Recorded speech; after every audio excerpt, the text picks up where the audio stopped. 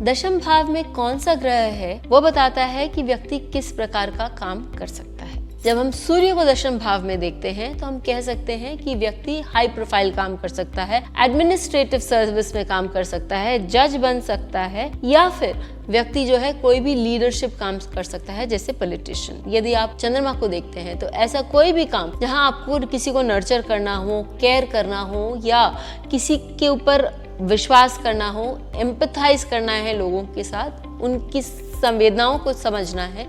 तो आप मून से उसको जोड़ेंगे। मंगल यदि आपके दशम भाव में है तो आप स्पोर्ट्स रिलेटेड काम कर सकते हैं, वहां जहां एक्शन की जरूरत है, जैसे कि मिलिट्री एक्शन रोल्स एक्टिंग में, या एक्शन प्रोफाइल में आप काम कर रहे हैं, या फिर आप पुलिस में काम कर रहे हैं, तो ये सारी चीजें मंगल के अंतर्गत आती हैं। यदि हम बुध लेते हैं तो वो बिजनेस के साथ, स्टॉक मार्केट के साथ, कोई भी चीज जहां एजेंसी की काम होता है, या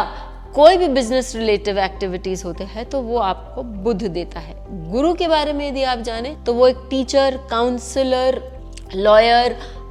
जज और साथ ही स्पिरिचुअल प्रैक्टिसेस भी आपको गुरु 10th हाउस में दे सकते हैं। यदि आप शुक्र के साथ करते हैं तो मेडिसिन और